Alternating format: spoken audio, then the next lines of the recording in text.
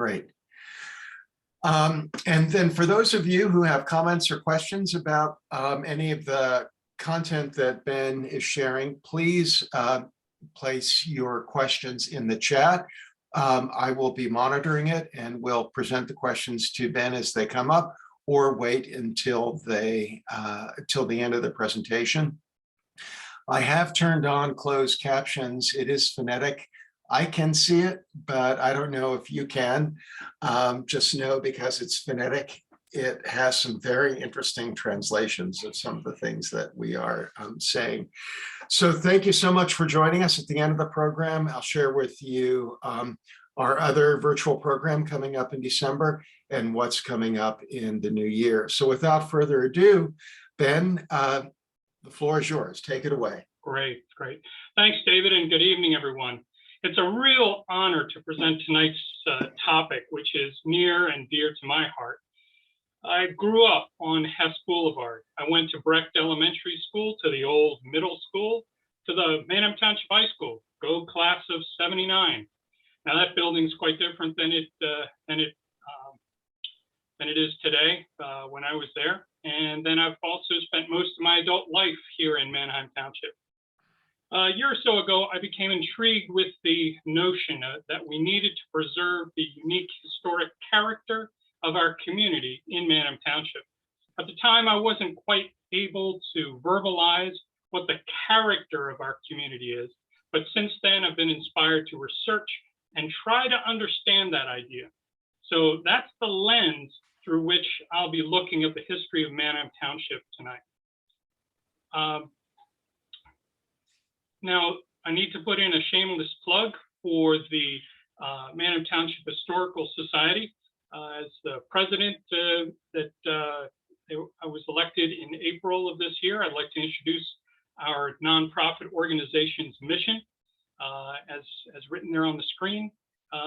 We rely solely on donations and volunteer efforts, and I'd invite you to consider joining us as a member or simply as a financial supporter by visiting our website at mthistoricalsociety.com, or come stop by our physical location, which is the historic Stoner House. You can see pictured there. It's right next to the Stoner Grill in Overlook Park.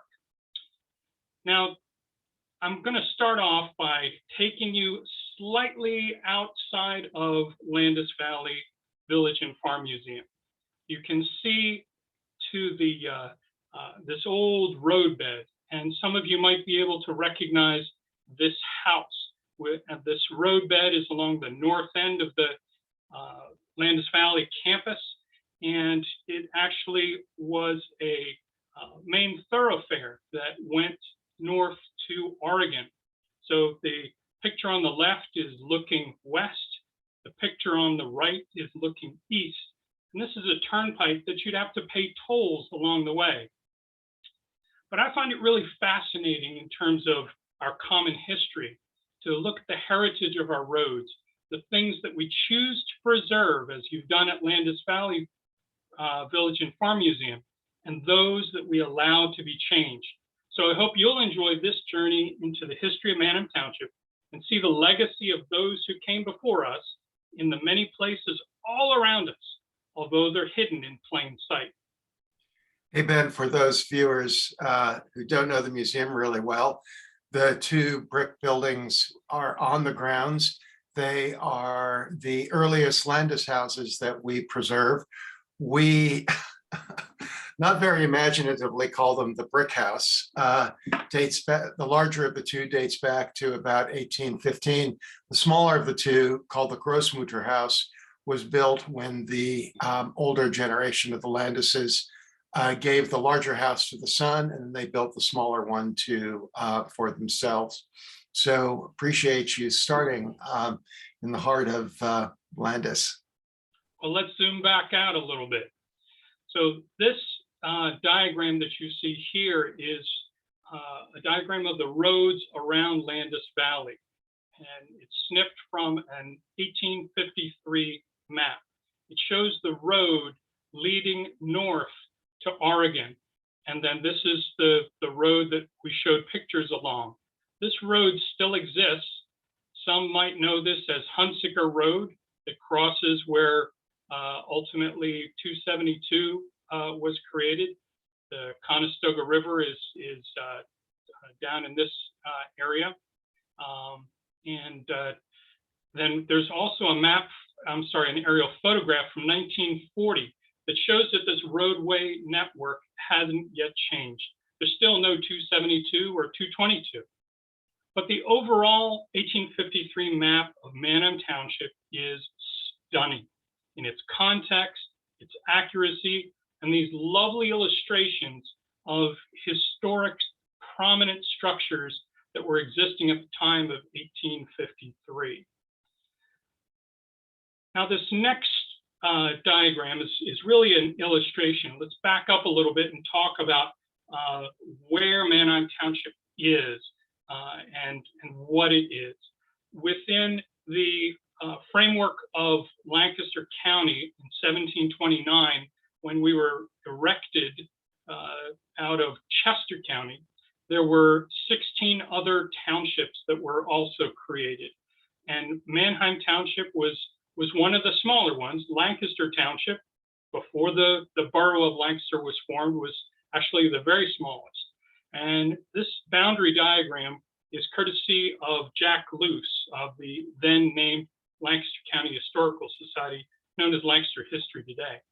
But check out that straight line between Manheim Township and Lancaster Township. Now, again, this was before the borough, or what's known as the city today, was formed in 1742. But according to legal documents, it's supposed to run directly from the upper side of Peter Baumgartner's land to the old doctor's ford. We know who the old doctor was. We know where Peter Baumgartner's land was, but we just don't know where the ford was across the Conestoga River. I'm still working on figuring that out, and soon hope to have a chronological explanation of how we got to where we are today. Now, ever since the 1820s, we've seen a boundary along the south that looks more or less like this, and that's before the city annexations happened. But the northerly boundary was based on the old Peters Road, which was a very famous pre-colonial road named after a fur trader, Peter Bezillon. And I think it might make a trek out there someday, and maybe if somebody wants to chat that they'd like to come along, I'd like to do a trek to see if we can find any evidence of this old path. But although the northerly and southerly boundaries are depicted differently on various maps, the easterly boundary and the westerly boundary follow the Conestoga River and the Little Conestoga Creek, respectively. Those alignments haven't changed at all in any depiction. They simply follow the creek. But we're going to back up even further for a few minutes. We're going to be talking about things that predated even the influx of white Europeans. In order to cover the major historic chapters of Manheim Township, I'm not going to be focusing so much on individuals and details of what occurred here, but rather my narrative is going to be looking at thematic trends in Manheim Township history, not so much a strict adherence to the sequence of years. So first up, we'll be looking at geology, the first humans to inhabit our area, and the establishment of agriculture. Now, Manheim Township, along with the rest of the county, was actually submerged under an ocean for a super long time. It's filled with life, and the ocean deposited a stunning layer of calcium carbonate that morphed then into limestone, which is a big part of our local history. Those shifting tectonic plates also shaped the contours of our landscape, and our township was eventually then in a low-lying plain. Now, the glaciers during the ice ages didn't extend far enough south to reach this spot, but the permafrost that was a part of the ice age, that actually cracked and eroded the landscape and also created some of the components of our soils. Professor Dorothy Merritts of Franklin and Marshall College and of the Water Science Institute helped me to understand that the silt deposition that blew in off of the top of the glaciers just to the north of us was the final ingredient, and the result was an incredibly rich and fertile soil for plant life. So our forebears found it optimal for farming. Now, in addition, our climate has been generally temperate rather than extreme. Temperatures and winds have mostly been thought to be favorable for both flora and fauna. And for the most part, rainfall has been consistent and distributed throughout the year. And that super rich soil, though, is also prone to erosion, especially when vegetative cover or drainage patterns change. Now, I like to imagine our pre-settlement environment as being comprised of dense old growth forests, meadows, and riparian areas. Riparian is essentially places that are alongside the bodies of water. And thanks to land studies for this lovely image of such an area teeming with life. But as depicted in this illustration by Mike Abel, our forebears probably didn't always care for such swampy conditions. Now, though, nearly all of the riparian areas are gone. Just by cutting down the forests and creating farmland, an enormous increase in the flow and volume of water has dramatically changed how the county's landscapes and waterways are reacting to rainfall events. Many stream banks, as you can see here, are erosive with bare roots of vegetation providing only minimal protection. And then the human-caused sedimentation and pollutants introduced by our society have overwhelmed the natural ability of those streams to filter out such foreign elements. So they all get conveyed downstream, as depicted in this satellite image of the Susquehanna River draining down into the Chesapeake Bay with all the sediment and pollutants that are coming from Lancaster County and the rest of Pennsylvania and New York. Now, in the area yet to become Manheim Township, the earliest people were still dealing with the end of the last ice age before that wonderful soil recipe was done cooking. These small groups moved throughout the terrain, following and hunting the large mammoth and mastodons. Then, as the climate became milder, these nomadic people began to settle here, their life eased by the diversity of foods. From roughly 1000 BCE to the 1600s, the Shanks Ferry people had established longer-term villages with agricultural terraces, growing corn, bean, and squash. Evidence of several Shanks Ferry villages have been unearthed in various spots throughout the county. But it was the Iroquoian settlement of the Susquehannock, also known as Conestogas, that Captain John Smith first came in contact with in 1608. There's even evidence of a large settlement in the Neffsville vicinity. But we brought a culture, technology, and diseases that were not compatible with the first people. So we traded with them, pushed them back, infected them with diseases, and in the end, we literally killed them off. There are some historical accounts that indicate that the very last of the Conestoga people lived their final days in the village of Oregon, here in Manheim Township. As you know, the name Pennsylvania means Penn's Woods, a nod both to William Penn and to the massive old growth forests that covered the region. The fertility of the soil here quickly became greatly admired for the yield of crops, and we farmed the heck out of it, making Lancaster famous as the garden spot of the nation. Long ago, the vegetation and wildlife here was plentiful and diverse, but we've lost much of that from the pushing back of natural areas for farming, neighborhoods, factories, and commercial areas.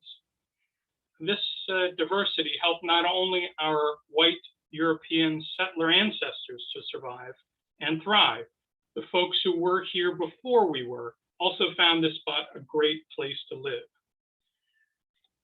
Alas, nearly all of those woods have been stripped away for farming and urbanized area. Take a close look at this diagram of our county's forested areas relative to the rest of Penn's Woods. Our next inflection will be moving from agriculture to commerce and then to industrialization. Now, this image, commonly seen throughout Manheim Township, is actually that of tobacco farming at the Rice family farm in August of 1968. It was hard work for all involved, but it yielded a sustainable income for many families. This location is their farm along Eden Road from the point of view of the on-ramp to 222.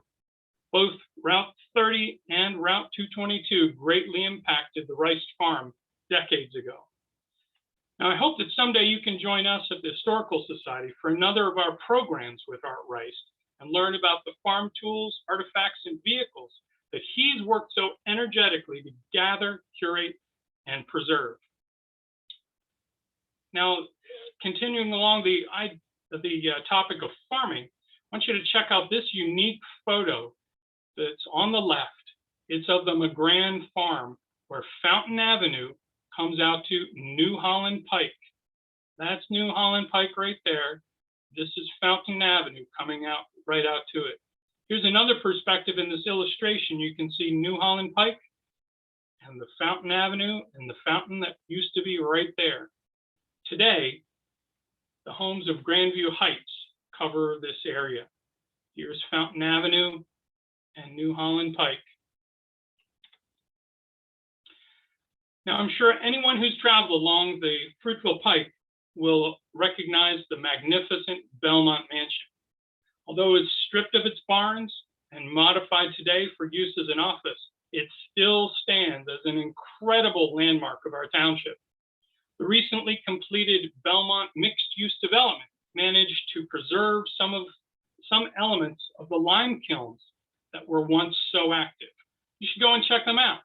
Follow the path that's near the Whole Food store. You go right past the graveyard and end up right near these lime kilns. Now, ample resources, artisanship, strong work ethic, a healthy mixture of conservative values and progressive thinking, and well-constructed infrastructure spurred steady and robust growth in the economy. In the late 1800s, farmers here began to specialize in cash crops such as tobacco, of which our county became a leading producer from 1850 to the 1920s. Dairy production took off with the development of refrigerated railroad boxcars in the 1870s. Because of the farming machinery modernization, there was a movement away from single-person handheld tools and teams of animals making everything happen. And the earliest manufacturing industries were, of course, more agrarian in nature. But artisan skills were also being duplicated and mechanized and consolidated into manufactories. Electricity and heavy industry arrived. Perishable products could also get to market more quickly by the roads that were being developed.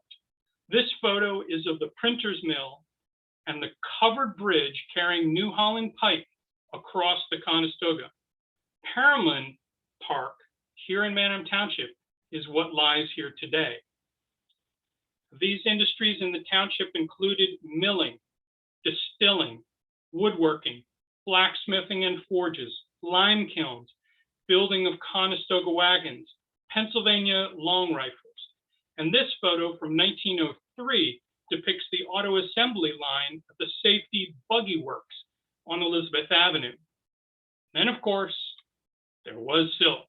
That's the Staley Silk Mill along Martha Avenue near Rossmere, with the railroad tracks just beyond it. Now, we really need to emphasize Oregon for its under-recognized importance to Manheim Township. The first 3 roads built in the early 1700s into the interior of Manheim Township all were heading directly for the then only hub of milling, commerce, and community, first known as Jacob Bear's Mill, and then Catfish, and then finally Oregon. However, its development as the Crossroads community in Manheim Township stretched much further than we think of today. Actually, it stretched all the way from where we know that the Creek Road that comes off of Oregon Pike, and it actually would have extended beyond 222 all the way down to the Conestoga River. Now, many of these heritage landmarks that you see depicted, they still exist today. The illustration above from the 1853 map shows the Oregon Hotel, known as Reflections today. Several other historic buildings are also along this stretch of road. In this contemporary image, you can also see the old Oregon farmhouse, bed and breakfast, and its contribution to the streetscape. Oregon is simply incredible in its historical significance for Manheim Township and the astoundingly sustained context of the village's setting. More than just a handful of structures are documented as being eligible for listing in the National Register of Historic Places. Oregon possibly could once again become a village with walkability and adaptive reuse. The story of Manheim Township, of course, it's more than just Oregon or Landis Valley, but these village centers were the places that allowed us to connect and to grow. The efficient production of industrialization resulted in wealth and the natural yearning for more wealth. So the push for reaching other far-flung places of commerce began. Say, Ben, there's a question from our audience relevant to what you've just said. The question is, why was silk production so prominent here in Manheim Township?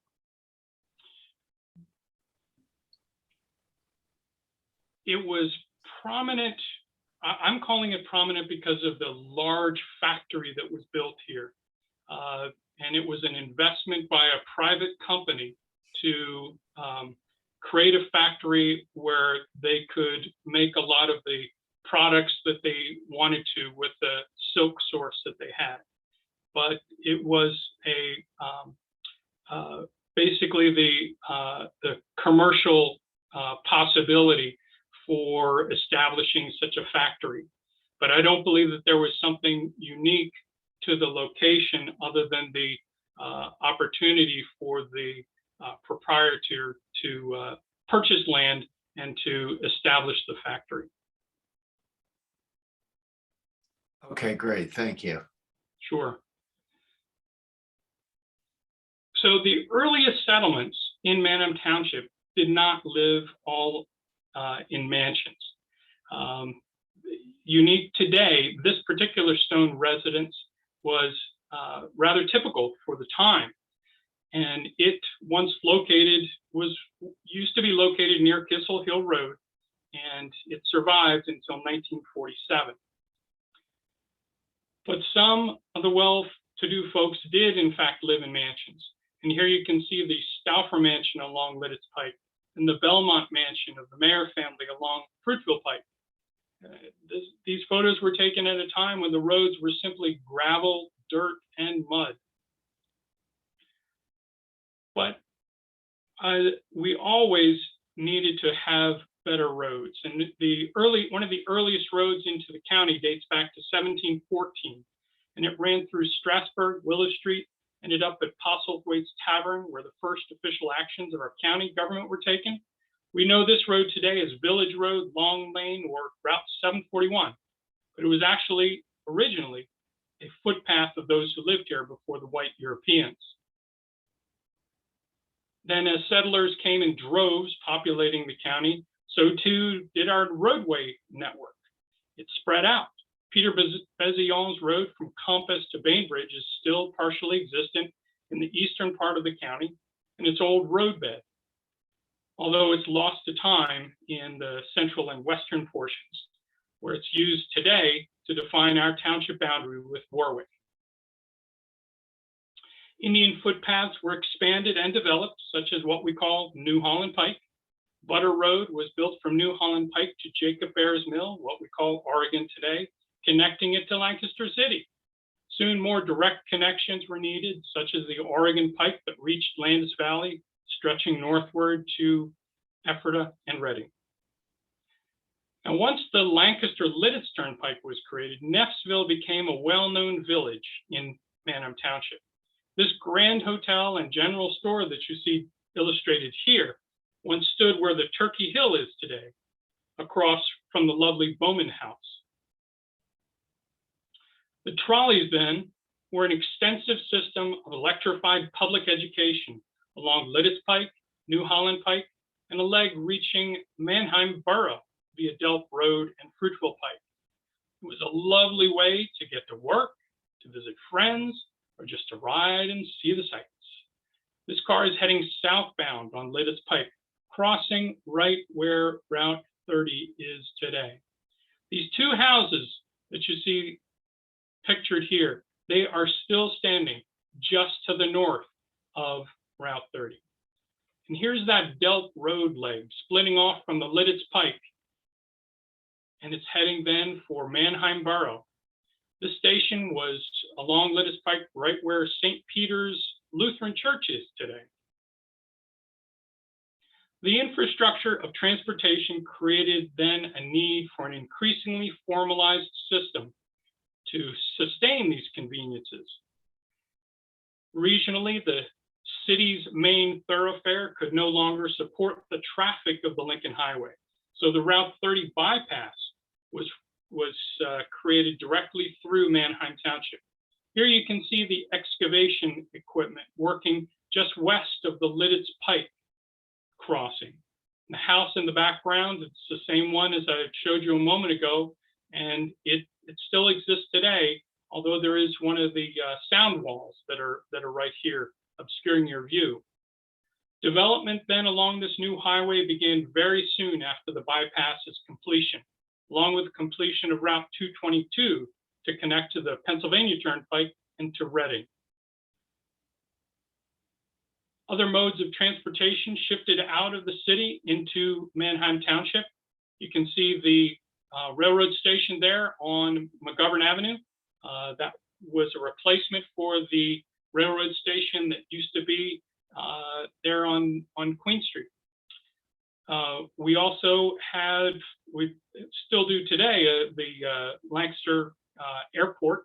But first there was a small airport along Manheim Pike, and then a new one was built there along Lititz Pike, as it still is today. Now, these institutions supported an influx and an increase of more residents who sought dwellings and decent standards of living. For 15 years, Manheim Township fought the 1834 public school law, but they ultimately organized a school board and set up a formalized system of education that's been a real source of pride for our township. The upper image is of Weidler's School Building, one of the first in Manheim Township, located along Oregon Road just east of Kissel Hill, just east of Kissel Hill Road.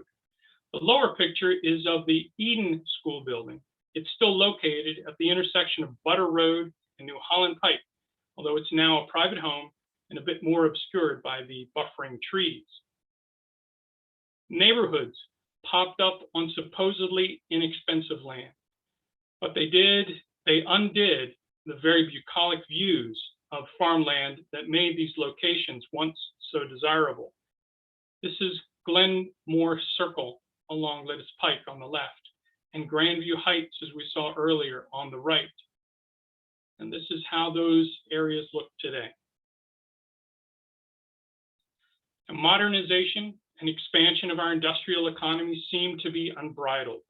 Although the Alcoa plant along the Fruitville Pike, photo on the left, was demolished and then replaced by the Red Rose Commons, the RCA building on the right along New Holland Pike was expanded and then retrofitted for a variety of other uses.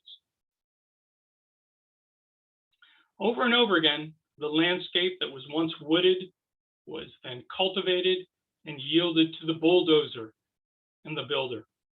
These charming images of Blossom Hill certainly tell a different story than what we see today.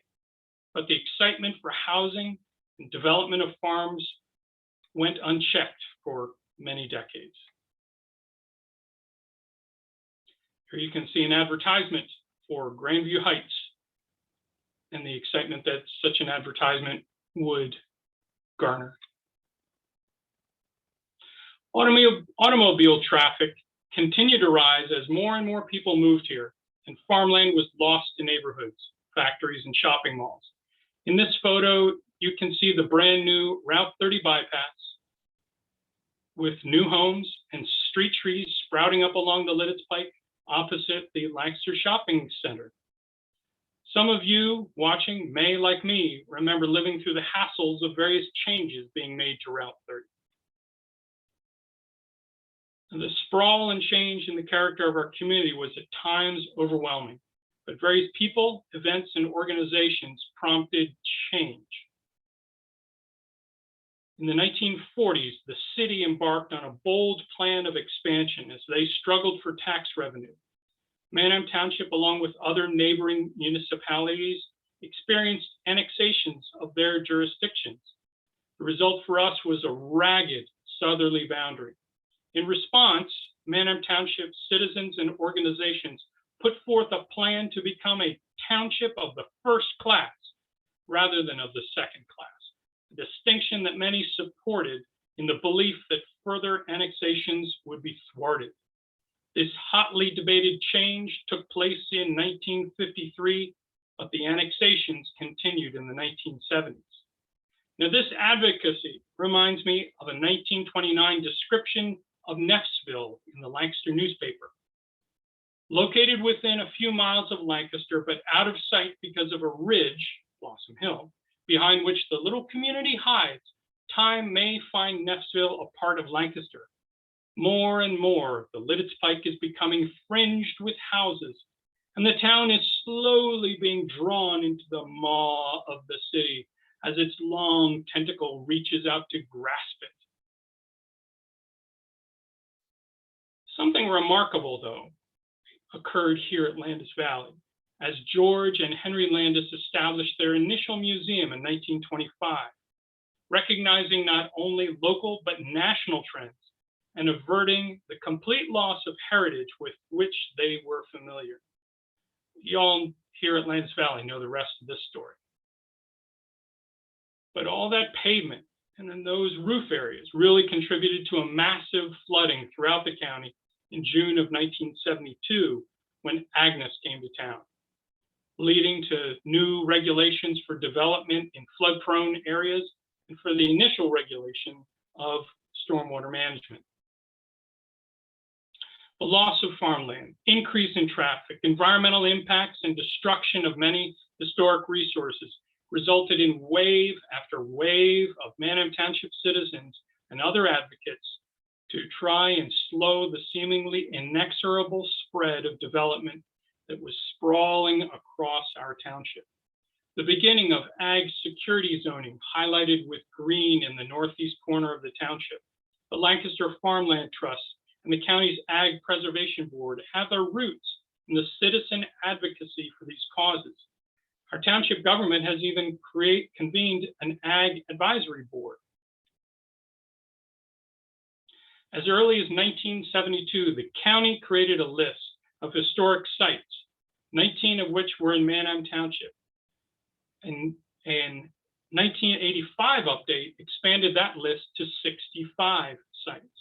In 1991, the Historic Preservation Trust provided to Manheim Township a survey list of more than 700 locations, 9 of which were then noted as already being listed in the National Register of Historic Places.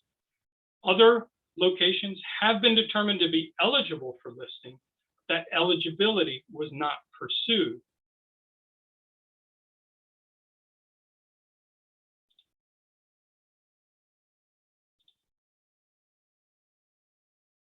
And in other cases, such as the Belmont Mansion, formalized inclusion in the National Register was achieved.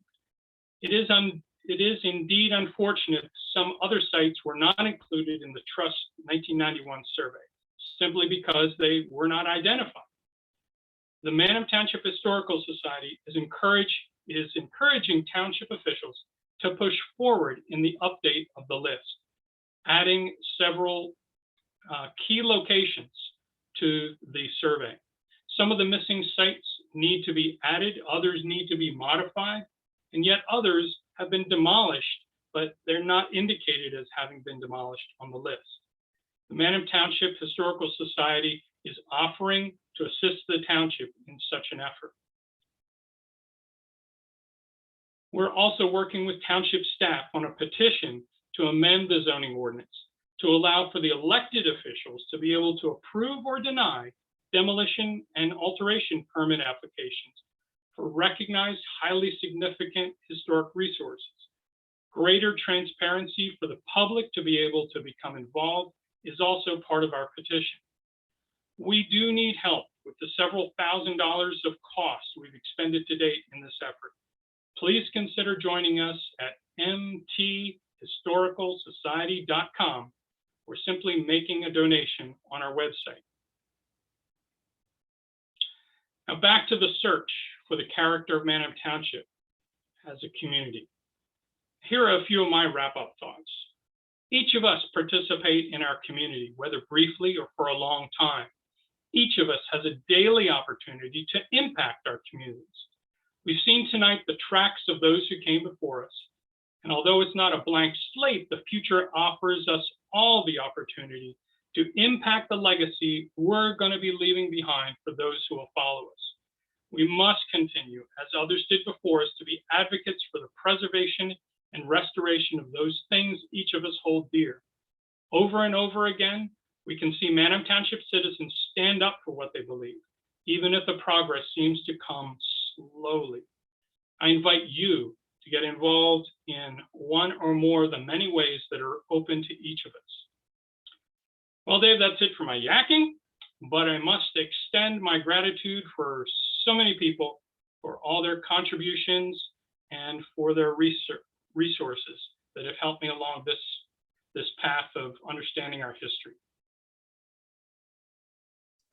Thanks, Ben. For those of you in our audience, just to be clear of my perspective, I've been at Landis a year. I've been in Pennsylvania 6 years, but I'm born and raised on the coast of California, born in Los Angeles and raised south of San Francisco. So I'm curious, when I think of Oregon, I think of the Oregon Territory. How is it that this corner of Manheim Township got the moniker and the description of Oregon? Well, it started off with Jacob Bear's Mill. That was the game in town, if you will. So the area was called Jacob Bear's Mill.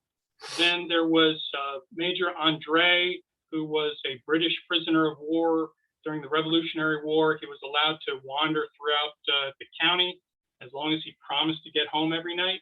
He was a very famous prisoner of war at the time.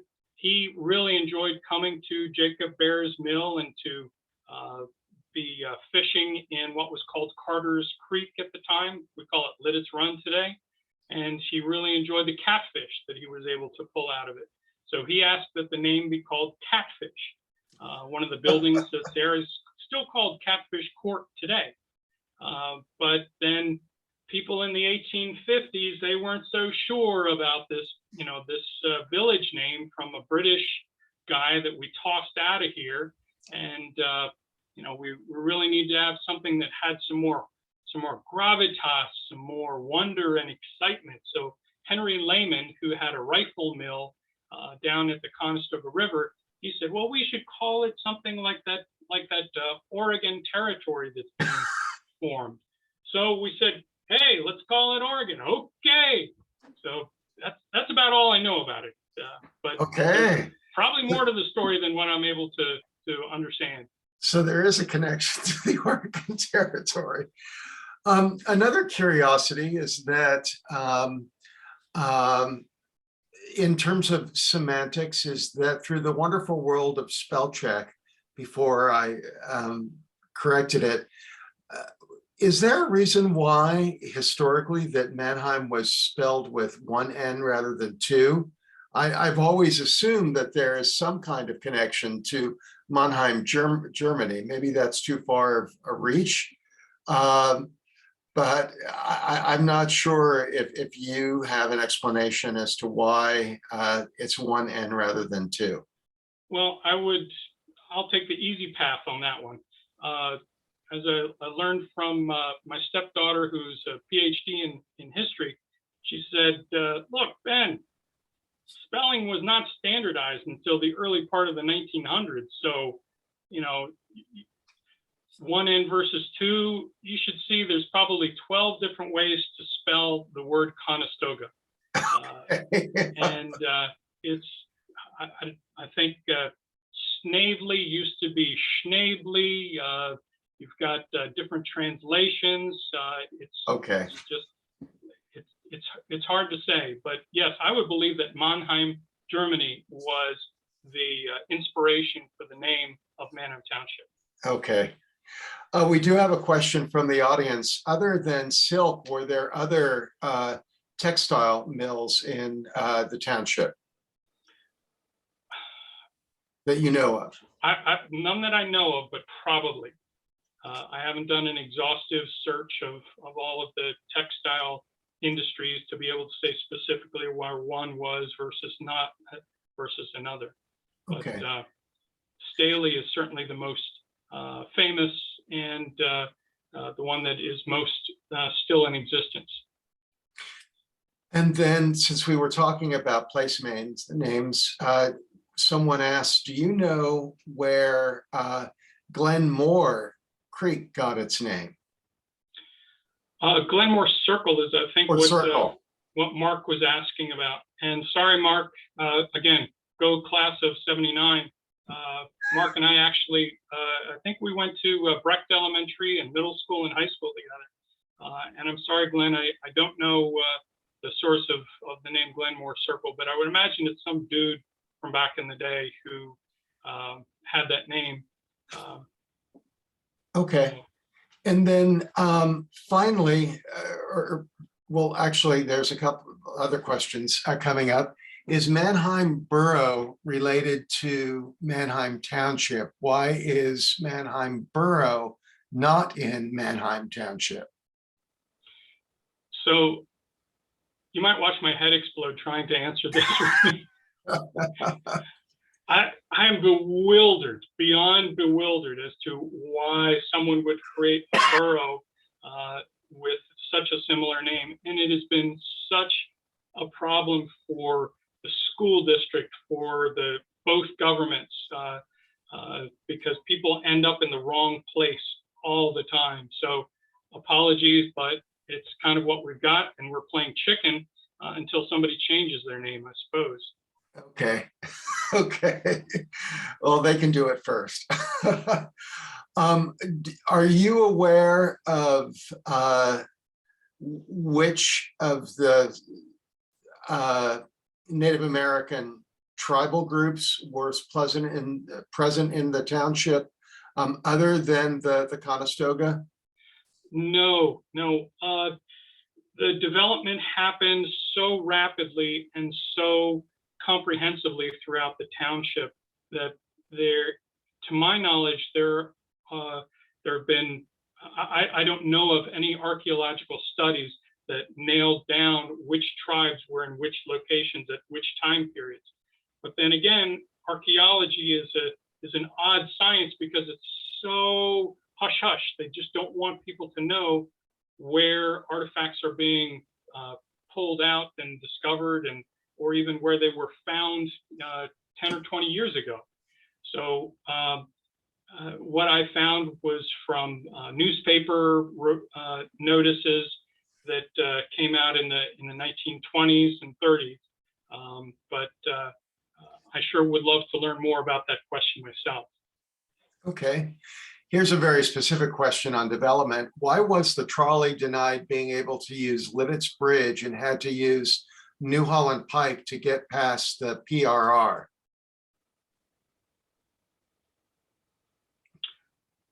I'm thinking it's probably the grading that's involved, the slope to be able.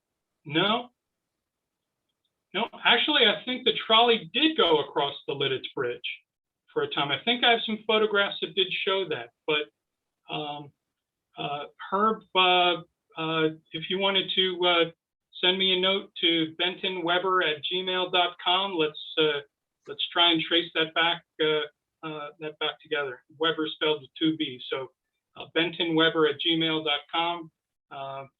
Or if you want to find me on Facebook, feel free to that way. But let's get to the bottom of that together.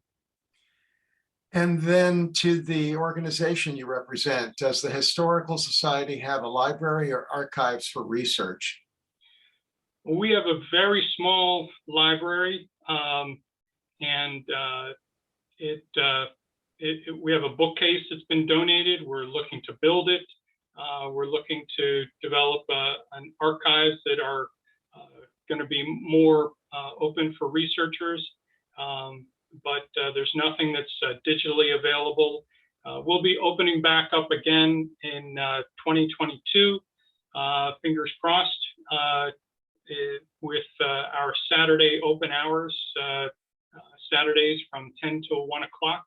So please keep an eye on our website, or if you wanted to send me an email, Margaret, and again, email is bentonweber@gmail.com. Perhaps we'd be able to set up a specific appointment where you and I could take a look at what we have and figure out what might be able to be of assistance to you. And from your good friend, Mark Warfel, we have an answer. The Conestoga were composed of Lenape, Shawnee, Cherokee, and Sauk Fox is what he's sharing.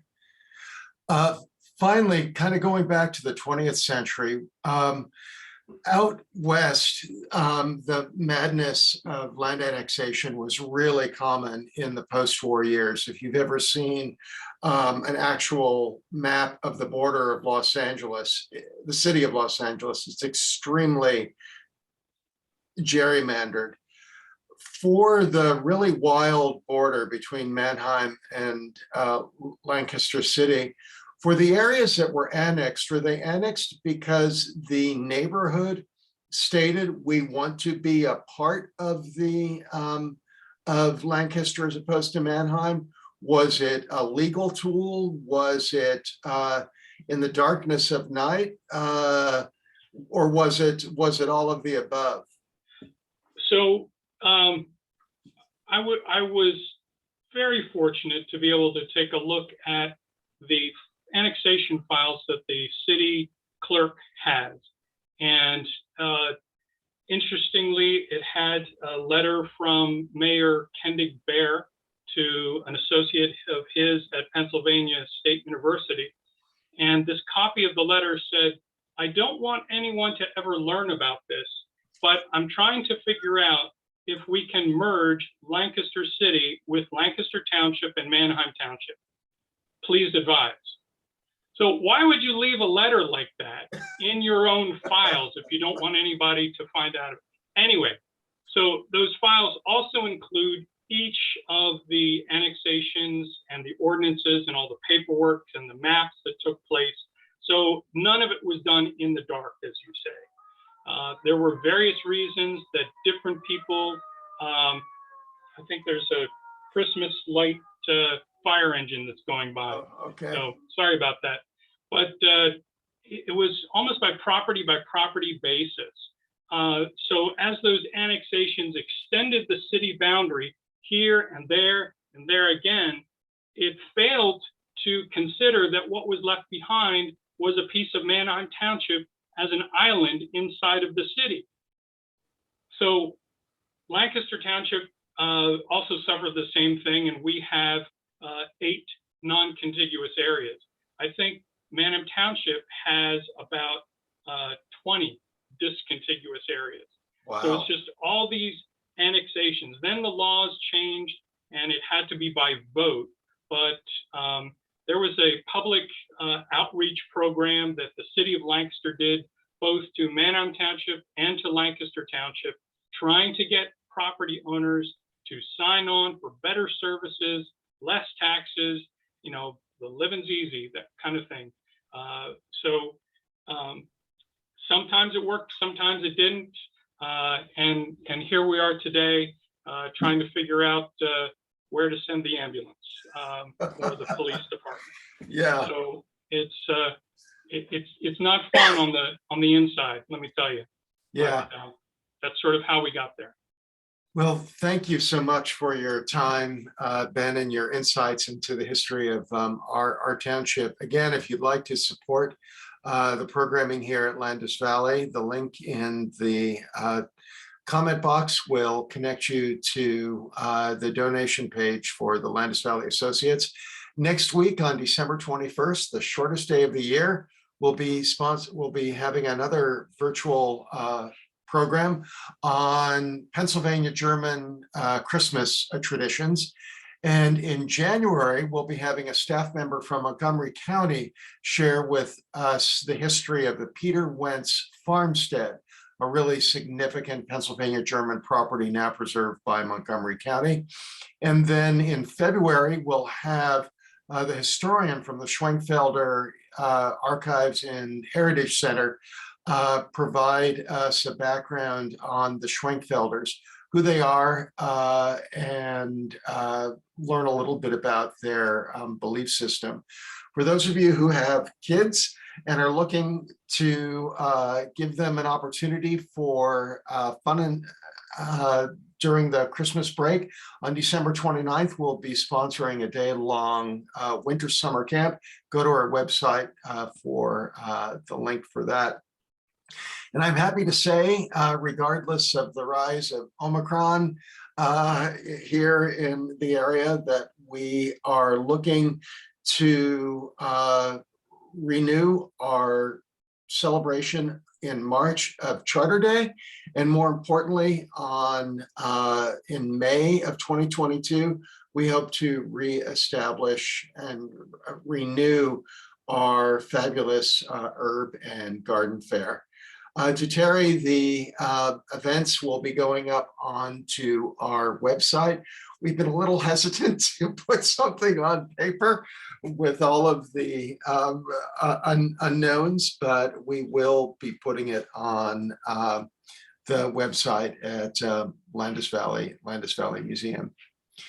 So we really, oh, go ahead. David, might I also ask people to keep an eye on the Landis Valley Farm Museum news and gift shop information, because we're going to have a sale of these 275th anniversary throws, Manheim Township throws, that will be sold through the Landis Valley Farm Museum.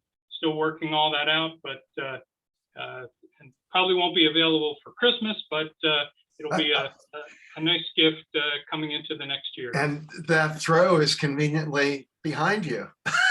Oh, is it? And for those of you who's still on, the link to the Landis Valley website is now in the chat, and you'll see our current events at the bottom. So, Ben, thank you again for your time and your talent. And I know I learned something, and it's a real thrill to not only be at Landis, but to hang my hat in the heart of, and I have to learn how to say it correctly, Manheim Township. Well, there's a nice lilt to the way it's said locally that I can hear it, but I can't reproduce it. We'll wear you down, David. We'll wear you down. Great. Well, thanks everyone for joining us. Wishing you the happiest of holiday seasons, and may you find much joy in the season. Thank you for joining us, and we look to see you here on Zoom next week as we dive into Pennsylvania German Christmas traditions. Good night, everyone, and thanks for joining us.